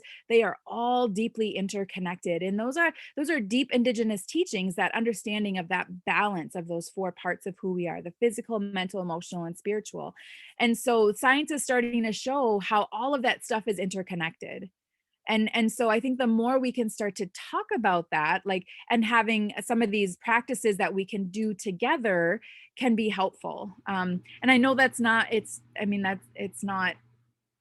I'm not giving you anything concrete, like do this one thing, because that's been a challenge, is me coming to accept that different tools work for different people, and there is no one right solution. There is no one thing that will resonate with everybody, or that will help create that or start that healing for them. So it really is about trial and error, trying different things and trying different things at different times. And so I think we'll talk about that a little bit more as we get into what are some of these resilient strategies that we can do at the individual and collective level. But it's an important question, Liz, and I appreciate you asking it. Great, that was a great answer. I think the idea of both and instead of an either or is really helpful here. Yeah, thank you. All right, so one of the things that research has shown is there's these what they call core protective systems. So you have, I think of them sort of as like these nested bowls. I live in a tiny house, so nested bowls are awesome because they take up less space. But so you have the innermost bowl, or that smallest one, which is the individual capabilities. And then the next one out is attachment and belonging. And the next one out from that is community, culture, and spirituality. And so remembering that none of these things happen in isolation, that how healthy and well I am affects how healthy and well those around me are, which then affects how healthy and well the larger community is, because of the community is made up of the people that are in that place or space. Likewise, how healthy and well the community is affects how healthy and well those around me are, which then affects how healthy and well I am.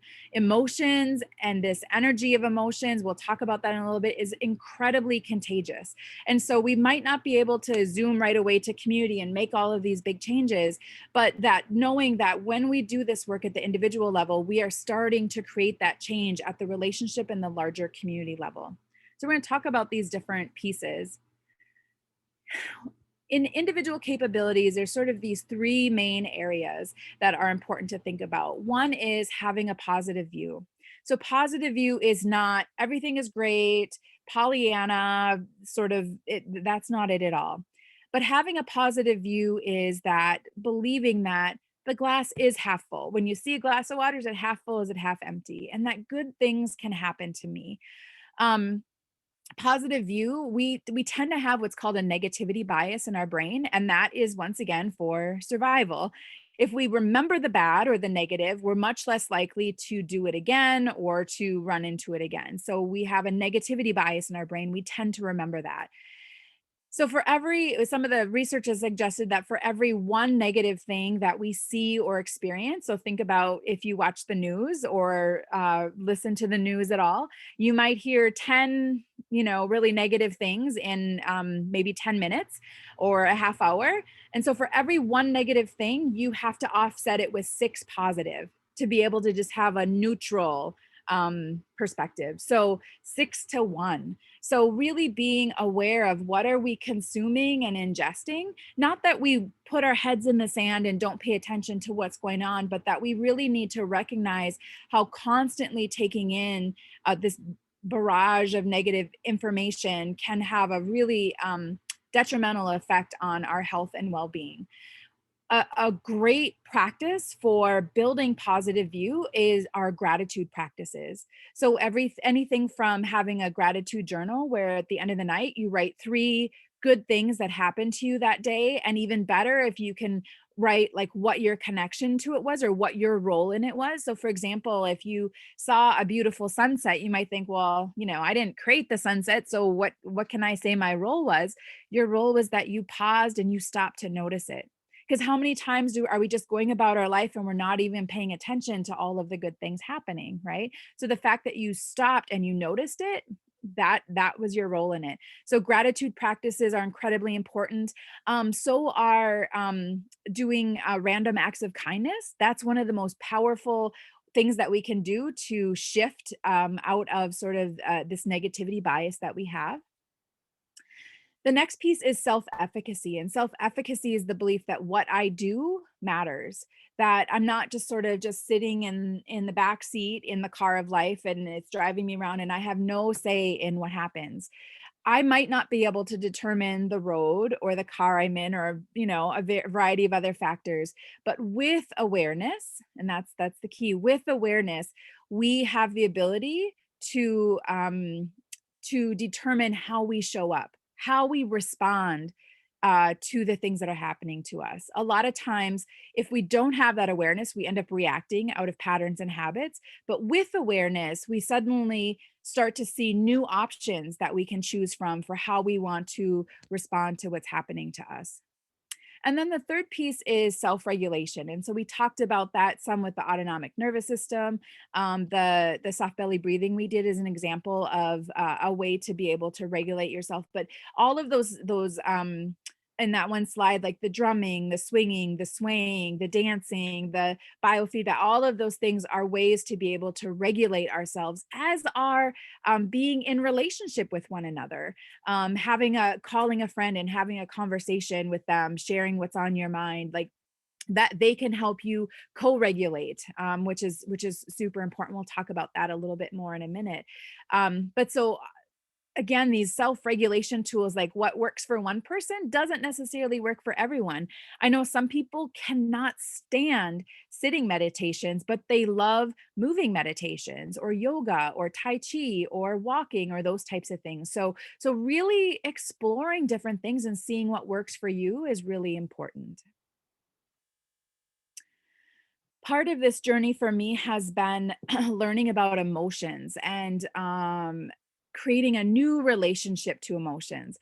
We tend to have this in across our society. We have this belief that emotions in a lot of ways are sort of fluffy. There's something that's not tangible, or and there are certain emotions that are okay to have, and other ones that aren't. There are positive and negative emotions, but actually all emotions are part of the human experience. And learning how to allow ourselves to feel and experience all of them is important. Now, what we do with our emotions, how we show up with that, if we, harm someone, or we, do something that isn't healthy for us with our emotions, that can be negative, but the emotions in and of themselves are not bad. I want to just tell you, in like, so yesterday I was really struggling. I was having a really difficult day, and I can't even tell you why. Like, I do have a lot going on right now. My dad just passed at the end of January. I'm currently separated from my husband. That happened a little over a week ago. So there's a lot of that stuff going on, but I've felt, pretty good, considering. But yesterday I just had this like irritation and this anger and these emotions coming up, and I couldn't shake them. And I teach about emotions, and I know they're not good or bad, but I couldn't shake it. And last night when I was doing some journaling and reflecting, I realized that part of what was happening is I had a judgment about those feelings, that irritability, that anxiousness, that I had a judgment about it, that was bad, or that, like, here, Susan, you teach meditation and you can't even regulate yourself, right? Like, it's that's those like thoughts that we have that just sort of then snowball that energy of like irritability and being upset and anxiousness. And so sometimes it's just that judgment about the emotion that can snowball us down a path that we don't want to go, versus if I had been able to have the clarity of mind yesterday to recognize, like, this is what is in me right now, and it's just here, and that's okay. It is okay to feel this, Susan. I probably would have responded differently, and I wouldn't have had it snowball out of control the way that it did. So it's that sort of learning to ride the wave. Sometimes it's easier than others. And yeah, so I wanted to share that piece of it. But another thing about emotions is that I mentioned sometimes we think of it as being fluffy, or something that's not tangible. But emotions actually are pretty tangible. First of all, they are sensations in the body. So think about the last time that you were really angry about something. Where did you feel that in your body? What were the sensations you felt in your body? So emotions are often sensations in the body. And this top picture here is from a study where they were identifying different emotions and the sensations and body temperature of people when they're feeling those emotions. Another thing that emotions are, like everything else in this whole universe, they're energy. Emotions are energy. And so if we can remember that when we're having an emotional response to something, we often think that if we just like if we just shove it down, or we don't, like, I don't want to deal with this right now, so you do something to like cope with it but not actually work through it, that energy gets stuck in the body, and it can end up causing all sorts of issues for us, because we know the mind and the body are very much connected. For those of you who either know people, or maybe you might be an individual who was sort of taught you have to stuff your emotions, and there gets a point where you can't stuff them anymore. You stuff, bottle, bottle, bottle, blow, bottle, bottle, bottle, blow, because those emotions are energy that gets stuck in our physical body, and there has to be a release valve. There has to be some way to let go of some of that energy, because it gets to be too much. And then the other thing that's really interesting about emotions is they're actually chemicals in the body as well. So the way that the chemical or chemistry of joy looks is different than the chemistry of, say, anger or anxiety or sadness. And that's how the body and the brain are able to read what the emotional state is at the time. So there's a chemistry to our emotions in our physical body.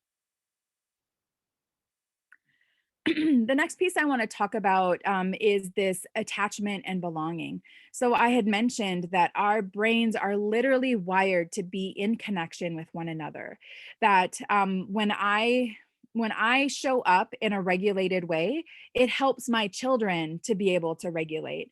I can really notice when I am dysregulated, my kids tend to fight more and be more loud and obnoxious. And sometimes that can be a good mirror for me for recognizing, like, oh, I'm really dysregulated right now, because I'm still learning how to be in my body and notice those sensations. So um so attachment, that's something that as we are when we're infants, we have attachments with primary caregivers, and we really use them as those individuals to help us learn how to regulate and learn how to move through those different things that are happening for us, especially emotionally. And so if we didn't have people in our lives that knew how to deal with their own emotions, then we likely won't have very good tools and strategies to be able to know how to sit with our own emotions as well. And then that sense of belonging, again, relationship and connection. One of the things that when I was going through the mind body medicine training, one of the facilitators said is that often when someone's struggling with something really difficult, the loss of a loved one, um, they are in deep emotional grief.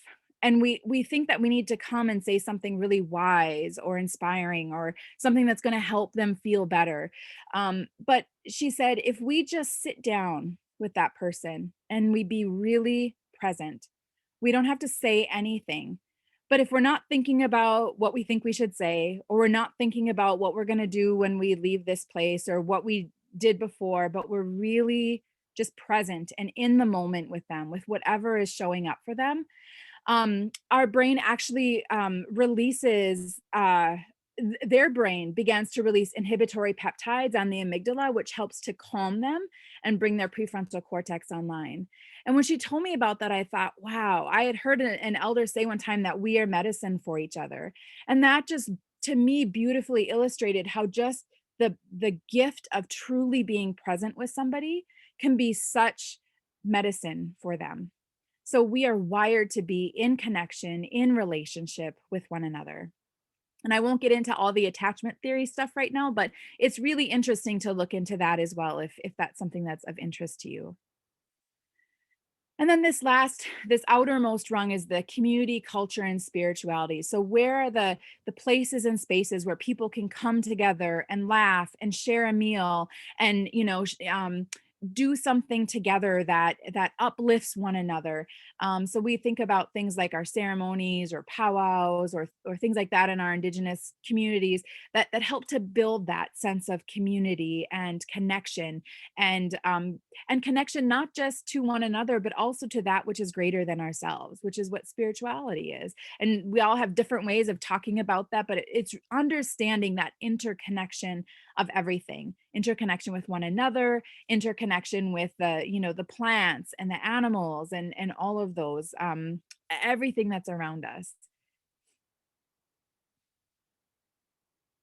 And I had mentioned this piece that change requires consciousness. So anytime you think about, this piece around change, just remember how hard it was to fold your arms the other way, that you had to think about it because you're trying to do something different. And when we're trying to do something different and create new patterns, it can be really uncomfortable because it's not what we're used to. And so the question becomes like, can we stay in that discomfort long enough until that new pattern becomes automatic for us? So change requires consciousness. And one of the things that I have personally been working with that's been really helpful are body scans, which I think we'll do that in just a few minutes. But a body scan to get back into my body and listen to the wisdom of my body. What is my body telling me? Our body is telling us stuff all the time. You're hungry, you're tired, you're cold, your muscles are sore, when things maybe aren't necessarily right in the body, when you're holding tension, when you need to release some energy, like the body is constantly telling us stuff. So body scans help us to get back in touch with our body. And then also any sort of mindfulness practice. And a lot of times people think, again, meditation or mindfulness is you got to sit on a cushion and meditate. But mindfulness practices literally can be done anywhere, anytime. And mindfulness practices are about using our senses, what we see, smell, taste, touch, hear. We have more than those 5 senses, but using our senses to really be present in this moment. We can't go back and change the past. We can't jump forward into some unknown future. The only moment we have that's real in this is this moment right here. And this is the moment where our power is, this moment, and now this moment, and now this moment. And so mindfulness practices can be done when you're washing dishes. It can be done when you're reading to your kids. I remember when I was, before I started doing this, when I would read to my kids before bed, I would be thinking about what I needed to do after I got them to bed. Oh, I got to wash the dishes. I got to put the clothes in the dryer. I'd be ticking off this list of things to do in my head, not present with my kids as I'm reading them a book, because reading was automatic. I didn't have to think about the words. I could just say them because I knew them, right? So mindfulness practices can be done in any way, shape, or form. Eating, cooking, cleaning, in anything you do, all of those things can be done mindfully. And that then helps you to be able to create awareness. So we are going to do a body scan. And for those of you who maybe being in your body isn't the most comfortable place, you have the option to either not do this, or if it gets too uncomfortable, you can always open your eyes, come back into your physical space. You could also keep your eyes open if that's helpful. But we're going to do just a brief body scan. There's lots of different kinds of body scans, but this one we're going to do just sort of a general awareness body scan. So I'd invite you to get your body into a comfortable position. And for just a few moments, we're going to bring our focus to our breath. Just noticing the sensations of breathing. Noticing the expansion of the lungs and the torso on the inhale, and the contraction on the exhale. And as we do this body scan, we're just trying to become aware of what's here in this moment. We're not trying to change it. We're just trying to become aware. So I'm going to start at the very top of the head, scanning the top of the head for any sensations at all. Heat, coolness, tingling, tightness, vibrating, anything at all. Or you might notice nothing. There might not be any sensations, and that's okay too. We're just becoming aware of what's here in this moment. And we'll continue scanning down the back of the head for any sensations until you get to where the neck and the skull meet.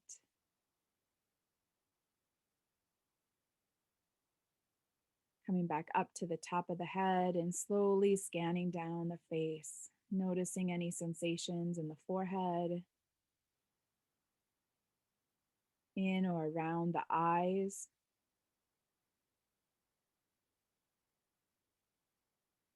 Noticing sensations in or around the nose and the cheeks.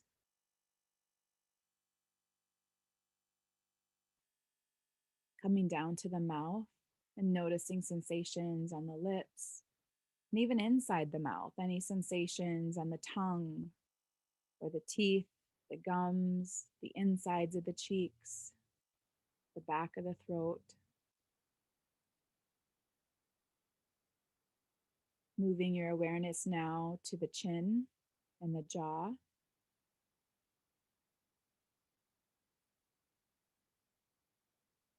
Continuing down the neck and the throat.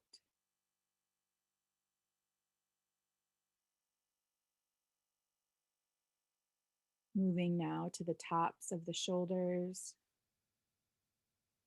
and seeing what's here in this moment. And then streaming your attention and your awareness down your arms, starting with your biceps and your triceps. Moving to the elbows, your forearms, your wrists, and then down into your hands and all the way to the tips of your fingers.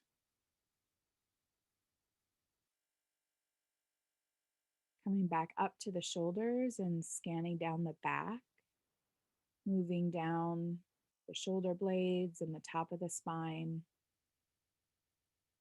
the mid-back, becoming aware of any sensations in the lower back.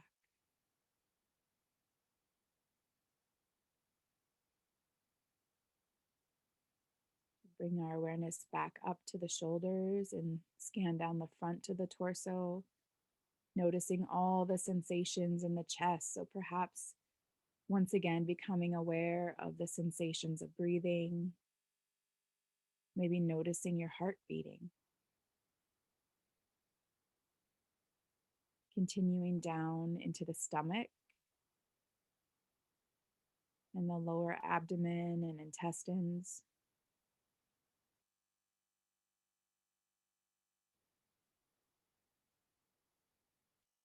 Becoming aware now of any sensations in your pelvis or your hips.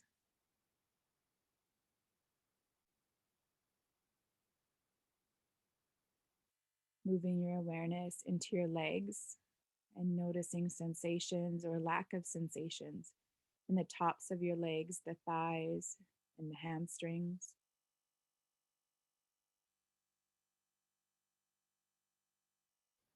Moving down into the knees.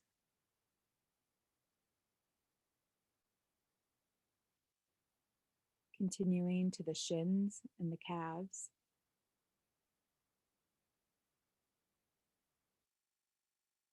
Bringing your awareness now into your ankles.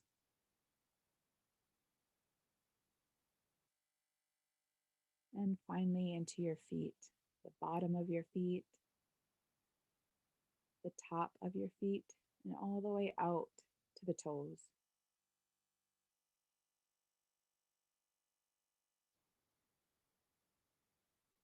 And just as we can focus our attention in on something, we also can we can bring our attention out, sort of that 30,000 foot view. And so just taking a few moments to notice now the entire body and all of the sensations happening right now in this moment across the body.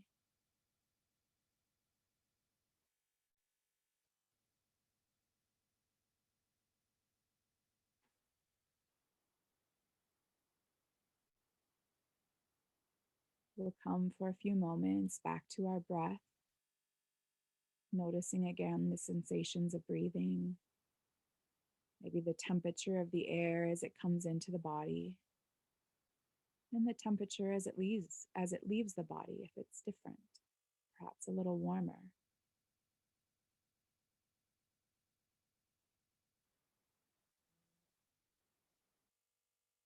And then when you're ready, if you had your eyes closed, you can open your eyes again, bringing your attention back into your physical space.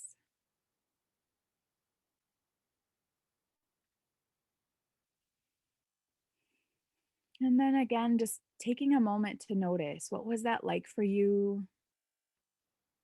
What did you notice in your body? Did anything surprise you?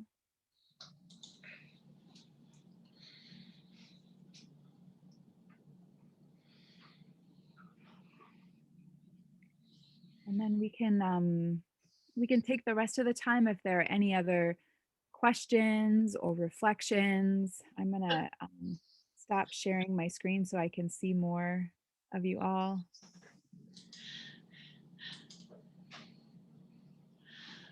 Well, we've got lots of interesting comments in the chat.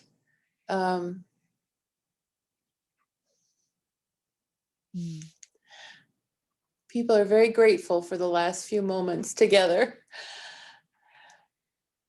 Yeah, because that's another thing is this information can be heavy. Even for those of us that know it, that live it, it can be really heavy. And so I encourage you to pay attention to your body over the rest of the day and even tomorrow, and maybe thinking about if there is someone that you could call if you're feeling like you need to talk, or a resource that you could use, or a plan that you have for doing a practice that will be helpful: writing, journaling, art, moving your body now that it's not 20 below. If we can get outside and move our body a little bit, that can be helpful. Yeah.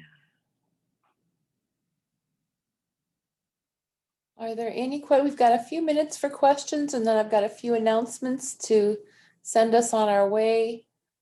Anyone have anything they would like to share?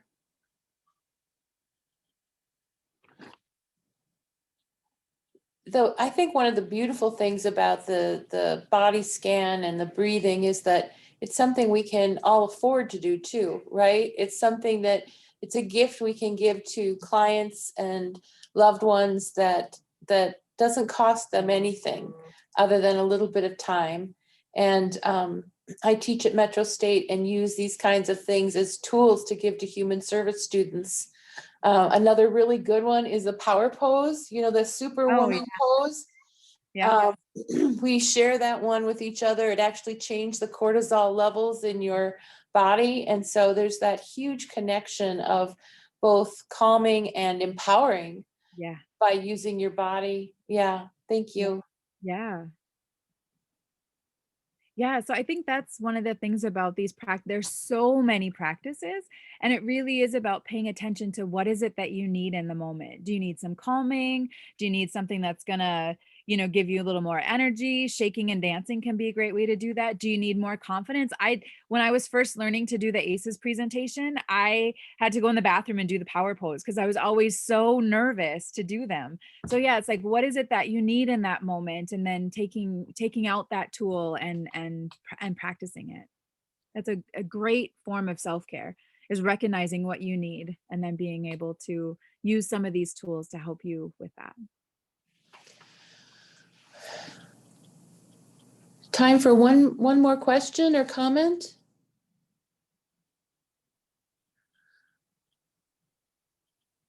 Well, the general consensus is thank you. Thank you so much.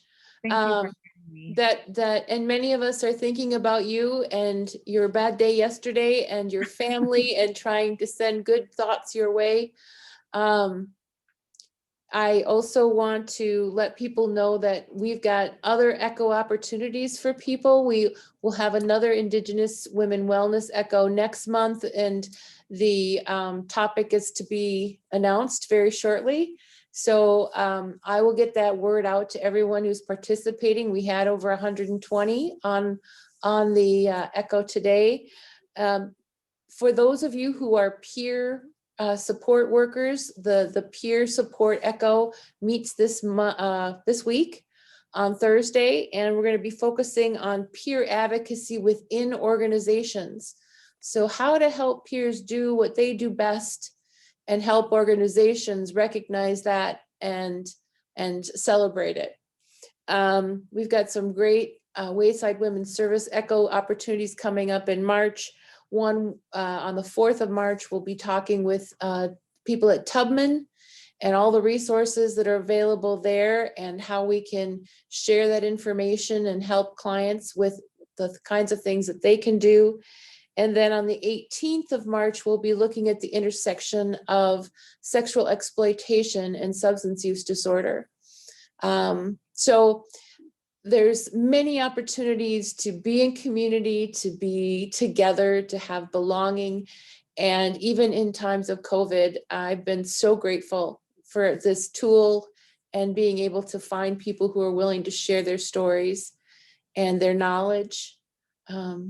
So please be sure in the last couple minutes, if you didn't put your name in the chat, to do so with your email. And if there are multiple people in the room with you, please put their names in there as well and their emails. We will follow up with an evaluation. There'll be a link to one that helps Susan and the University of Minnesota Extension kind of get some feedback. Then there'll be another one from Wayside that helps American Indian Family Center and Wayside Recovery Center get feedback on this echo, so as we plan for the next few months. And I just wish everyone wonderful rest of your week. And thank you for being here. And thank you so much, Susan. That was just, I've heard many presentations on ACEs and this one was so clear and accessible. I just want to say thank you. Oh, miigwech. And thank you again for having me and for all of you being here today. We are doing the hard work. We're doing the work. Miigwech. All right. Thank you all. Take care. Bless you, Susan. I'll be keeping your family in my prayers. I appreciate that, Cheryl. Thank you.